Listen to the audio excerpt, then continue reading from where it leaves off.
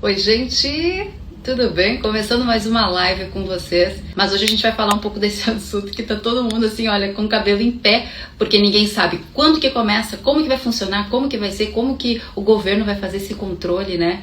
Então vou trazer aqui a doutora Flávia, advogada de imigração, para a gente conversar sobre isso, tirar as dúvidas de vocês. Quem não sabe do que eu tô falando da proposta que o governo americano, o Department of Homeland Security, eles publicaram isso no site deles, onde eles vão dificultar um pouquinho mais a questão dos imigrantes que vêm para cá estudar, né? Tanto pessoas que vêm com visto F, visto J e também profissionais de mídia que vêm com os vistos I.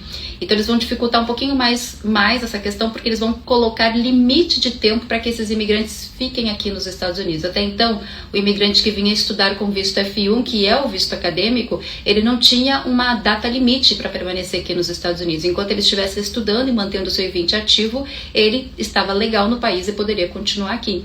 A questão é que se encontrou muitas fraudes por causa disso, né? Porque muita gente se aproveita do sistema, e isso, querendo ou não, virou um motivo do governo agora querer impedir, então, que os imigrantes fiquem além deste tempo que é concedido para eles. Então, eu vou trazer a doutora Flávia, a gente vai conversar sobre isso e vocês vão mandando as dúvidas de vocês na caixinha, tá bom? Deixa eu ver se ela já tá aqui.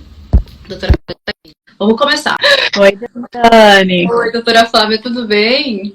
Tudo bem, está me vendo? Primeira pergunta de sempre. Eu nunca me vejo. Bem. Estou te vendo muito bem, viu? Obrigada, primeiramente, né, por participar novamente aqui da live. Eu sei que quando tem esses assuntos, todo mundo fica de cabelo em pé. A primeira coisa que as pessoas querem saber é ter uma análise de um profissional, né? Para saber que não, o que impacta, o que não impacta, o que vai acontecer, o que não vai acontecer. É verdade, é mentira. Então, vem de tudo. Então, hoje eu vou justamente te falar sobre essa questão dessa proposta, né, que o governo lançou na semana passada, finalzinho da semana passada. O que será que vem até o fim do ano, hein? Vem mais propostas, mais organizações? Gente, olha, essa administração está me deixando de cabelo branco, tá? Eu tenho que ficar usando Grecinho 2000 daqui a pouco, porque Bigen, essas coisas todas, porque cada dia tem uma mudança nova. Não sei se vocês ouviram que ontem as taxas da imigração não vão subir no dia 2 como iriam subir. Então, assim, você parece que no... Só porque a gente fez toda a correria, né? Exatamente, gente, parece aquela montanha-russa que você sobe, as coisas estão assim, aí depois cai, aí dá aquela volta, e assim vamos indo para a imigração. Hoje até cola eu tive que trazer, gente, por causa das mudanças, eu tive que fazer uma anotação aqui para poder explicar para vocês. Também. Eu fiz várias anotações porque o povo ficou com muita dúvida sobre isso, né? Então eu separei as dúvidas principais porque eu recebi essas dúvidas na minha caixinha de perguntas de ontem que eu coloquei nos stories. Eu já fui separando também. Legal. A gente vai discutir mais com a doutora Flávia amanhã sobre esse assunto, então já salvem a live pra gente poder falar mais. Vamos falar primeiro sobre a questão das taxas, né? Já que mudou a data, para quando agora? Para quando que vai ser? Não sabemos. Não sabemos. Então, o que aconteceu, gente? Só um resuminho bem rápido, tá? As taxas estão aumentando de uma maneira, assim, absurda. Determinados casos serão absurdamente mais caros. E isso é uma coisa que meio que impede muita gente de ter acesso a enviar os casos de imigração. Então, várias organizações se juntaram, as organizações da Ordem Católica, a ILRC, várias organizações fizeram não é uma demanda, gente, estou pensando em espanhol agora, uma lawsuit. Me ajuda, Dani, como é que fala lawsuit? Um processo, obrigada. Processo judicial. Fez um processo judicial e o que aconteceu foi o seguinte: o juiz estava de acordo com essas organizações e agora há uma moratória de fazer a mudança do aumento dos preços até que o caso corra na justiça. Então, foi uma liminar, né?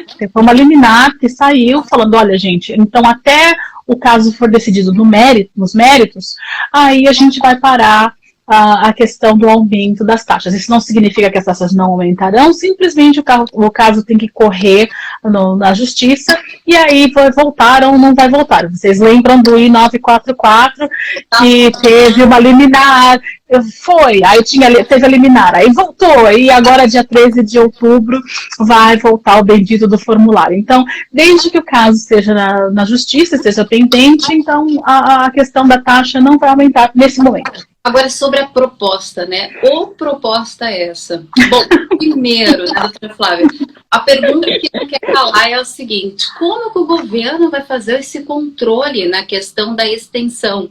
Vai ser feito, por exemplo, o tempo, porque isso que ficou muito difícil de entender na proposta deles. A proposta não é muito clara, vamos começar por aí. Ela não é clara, ela não mostra de forma de como eles vão fazer esse tipo de controle, como que eles vão exigir que o estudante, por exemplo, prove que ele possa estender o programa dele de estudos, porque hoje, se o estudante vai cursar um curso de inglês, por exemplo, tá? Ele, quando ele tem o visto dele aprovado, geralmente o consulado já emite um visto para 4 anos para este estudante. Então, teoricamente, ele ficaria aqui durante esses 4 anos. Agora, a questão é, se o estudante vem para cursar um curso de inglês, vamos supor, e ele fica os 4 anos no curso de inglês, o que acontece? A gente fica até muito mais. Eles vão exigir algum tipo de comprovação? Hey, você não mudou, você não teve uma continuidade nos seus estudos, você continua no mesmo curso de inglês que você teoricamente comprovou lá no início que você ficaria 3 meses, 6 meses, por exemplo. Bom, aí tem algumas outras coisas que a gente tem que analisar, porque eu estou vendo na minha listinha aqui, por isso que eu fiz uma lista para a gente conversar, para quem vai estar em cursos de línguas, o visto vai ser por 2 anos. Então, vamos começar pelo começo, gente. Primeiro, antes da gente entrar e ficar super nervoso ou nervosa e ter um ataque cardíaco e ficar com o cabelo mais branco do que o meu, primeiro, as coisas primeiras. Isso é uma proposta, certo? Que saiu dia 25 de setembro. Aí abre 30 dias para o público comentar, certo? E a agência vai levar em consideração esses comentários. E aí, talvez em meses, mas a gente está falando de bastante tempo, certo? Não é uma coisa que aconteceria semana que vem, certo? Para implementar as mudanças. Então, é um processo, mais uma vez, abril de 25, 30 dias de comentário do público, de organizações, outras organizações, igual universidades, que tem que falar alguma coisa em relação a isso. E aí, depois desse tempo, é que eles vão implementar, e isso levaria meses. A gente não sabe quantos meses, mas não seria uma coisa imediata. Certo? E tem várias mudanças. Então, são mudanças para o FJI, o Grace Period, fazer uma listinha das propostas, tá? Não vou falar em detalhes, mas que a gente dá um bate-papo aqui. Mas, olha, os 60 dias de Grace Period para o F1, por exemplo, estão querendo eliminar para 30 dias. Do J também para 30 dias. O pessoal do visto I para 240 dias, que poderia ser a estadia, e eliminar o que você falou, que é o duration of status, né? Que enquanto você estivesse com o seu I-20 ativo, indo para a escola, aí a pessoa poderia continuar aqui nos Estados Unidos. Agora, tem umas coisas interessantes que eu vi na proposta, que eu achei, especialmente pro F, gente. Eu sei que tem o J e tem o I, mas não é a grande maioria do nosso público aqui, né, Dani? Então, pro F, olha só que interessante. A admissão por 2 anos, tá? Porque tem a questão dos 4 anos de limite e tem uma admissão para 2 anos, que seriam para pessoas que são de países que têm ligações com terrorismo. Isso não é a gente. Mas, olha só para países que têm 10% ou mais de pessoas que ficam fora de status. Certo? Então, o nosso país, infelizmente, deve estar nessa listinha de 10%. Pessoas que estão indo para... lista, então? Oi? Você acha que o Brasil está nessa lista, então? Eu não tenho a lista, mas eu imagino que estaremos lá. Uma das primeiras coisas que eu quis ir atrás foi justamente quando ele falou da questão da lista, eu pensei, tá, mas aonde é que está essa lista, né? Porque eles já falaram já na proposta, tais países vão ter, então, essa condição de 2 anos. Não foi mencionado isso. Não foi mencionado. E, para não entrar muito em detalhes aqui, mas o que eu achei interessante em relação aos 2 anos é quem está em cursos de línguas. Sim, tem outros, tem high school, tem questões se a escola não está boa nos CIVs, mas o meu foco aqui é o curso de línguas, que seriam os 2 anos. Mas enfim, tem muito mais, mas eu queria só dar esse geralzão para vocês, para a gente poder aí desenvolver a conversa, porque eu sei que tá todo mundo um pouquinho estressado. E, gente, a gente só está falando do FJI. Não tem nenhum outro visto que a gente está falando, tá? A gente está falando FJI. A proposta, gente, é para o FJI, tá? No caso, quem está perguntando de visto de trabalho continua com aquela ordem executiva lá de suspensão. Exatamente. A gente não está falando de H, a gente não está falando de L, a gente não está falando de O. Bem específico. Uhum. Tá, agora uma questão, vamos começar com a questão do visto F1 para cursos de inglês. Então, pessoas que vão buscar o visto de inglês, se a proposta for realmente aprovada, essas pessoas ganhariam no máximo até 2 anos, isso, para curso de inglês? Correto, isso. 2 anos para curso de inglês, tá. E então, mas também tem a questão aqui, como eu falei para vocês, em relação aos 2 anos, é para o curso de línguas, mas tem outras coisas também, são 4 critérios, né? Uhum. Países de terrorismo, países que têm lista de mais de 10% de pessoas que overstay, a pessoa que está indo para instituições que não são acreditadas, para as pessoas que estão em treinamentos de línguas e para as pessoas que estão indo para o high school, que seriam só para 12 meses, tá? O ponto é, se o Brasil está na lista ou não, você indo para um curso de língua seria os 2 anos. E a gente não sabe, é especulação, a gente não tem lugar nenhum onde tem essa lista ainda, isso é uma proposta, então não temos de onde tirar essa informação ainda. Seria especulação. Eu acho, é achismo. Tá, agora uma pergunta muito importante nessa questão dessa proposta. Essa proposta, a princípio, ela se chama Final Rule, né? Que ela vai ter que passar por todas as aprovações que você falou. Mas ela pode virar uma ordem executiva, que é quando o presidente assina e diz, a partir de tal data vai começar a valer? Então, esse é o método normal de uma mudança de regras, certo? Então, a ordem executiva seria sem ter esse processo. Então, seria o presidente assinando uma regra, lembra da questão de estudar, de não estudar, de estar online, de não estar online? Então, essas ordens, assim, de último minuto, sem começo, meio e fim, não são dessa maneira. Lembre-se que existe um lobby muito forte das universidades, das escolas, então isso está sendo feito da maneira correta, tendo a proposta, os 30 dias, porque vai ter uma conversa aqui entre os lobistas e o governo e chegar mais ou menos no meio do caminho, eu imagino, né? Mas não vai ser uma ação executiva, porque eles estão fazendo do processo da maneira normal e correta. Agora, gente, primeiro ponto, já esclarecemos. Então, todos os solicitantes de vistos F1 que desejam vir para os Estados Unidos para cursar línguas, se a proposta for aprovada, e se ela não virar uma ordem executiva, algo do tipo, as pessoas que buscarem curso de línguas vão ter 2 anos aqui nos Estados Unidos. Primeiro ponto. Quem vem para fazer cursos acadêmicos, de grau acadêmico, 4 anos, limite, né? 4 anos. O que vai acontecer se o aluno ficar além dos 4 anos aqui nos Estados Unidos? Ele vai entrar em overstay? Então, aí a pessoa, se você teve os 4 anos, você não terminou o seu curso por algum motivo, aí você tem que fazer uma extensão, certo? E nessa extensão, o que você precisa provar? Eu tô olhando para baixo, gente, porque tem uma listinha aqui que eu escrevi dos pontos aqui, são muitas coisas. Então, a pessoa tem que mostrar uma razão especial porque não conseguiu terminar o curso, certo? Talvez algum problema de saúde ou alguma outra circunstância que esteja fora do controle do indivíduo. Então, seria uma coisa muito mais estressante do ponto de vista de renovação, porque você teria que ter uma explicação, certo? Para estender o seu tempo, certo? Essa é a primeira coisa. E a segunda coisa, imagina o atraso que vai criar nas mudanças e extensões de status do pessoal que faz o processo. Porque seria o mesmo processo, gente. Você mandaria o mesmo protocolo, a mesma informação e para os mesmos lugares. Então, já está demorando pra caramba nesse momento. Então, se isso realmente fosse colocado em prática, nossa, eu imagino que os atrasos seriam 10 vezes piores do que no momento. E no caso, então, dos vistos de estudante para curso de inglês, a partir do momento que fechar os 2 anos, eles também vão ter que pedir para uma extensão. Eles vão ter que entrar com correto. Extensão. Uhum. E esse processo ele vai ser similar a quem passa pelo processo de extensão de visto de turismo, por exemplo, que você tem que entrar com pedido, fazer biometria. Sim, eles estão falando aqui uma maneira também de controlar as pessoas, né? Então, a biometria seria uma coisa necessária, você teria que fazer essas explicações, né? E lógico, mostrar a parte financeira. Não está aqui na lista a parte financeira, mas você teria que pegar um I-20 novo, teria que mostrar que você tem a condição. Então, eu não vejo como não ter que mandar a sua parte financeira tudo de novo. Né?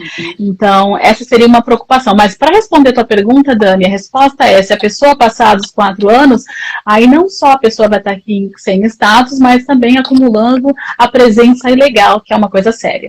Agora, uma outra questão muito importante, doutora Flávia, que o pessoal também está questionando muito, é sobre quem já está com seu visto aprovado, por exemplo, e quem já está nos Estados Unidos com visto F1. Essas pessoas também vão ser impactadas com essa nova proposta? Então, essa é uma resposta que eu não sei, porque o memorando não é claro. Como você falou, não tem uma explicação, não tem um detalhe, então não sabemos se é uma coisa prospectiva ou retroativa. O que eu posso dizer para vocês é o seguinte, normalmente as mudanças nunca são retroativas. Certo? Não posso falar nunca, mas geralmente não são retroativas. Então, para casos de estudante que foram emitidos a partir do dia X, seriam dentro dessa ordem. Eu imagino que as pessoas que tenham os vistos ou as mudanças e extensões de status anteriores, elas teriam que chamar o conceito de grandfathered in, você está protegido. Certo? Mas a gente não menciona, então ficou meio nebuloso. É provavelmente mais uma das perguntas que teremos, né, que ver o que acontece. Meu medo é só quando vem essas questões que não ficam muito claras, que vem de surpresa, do tipo assim, não, é para todos, entende?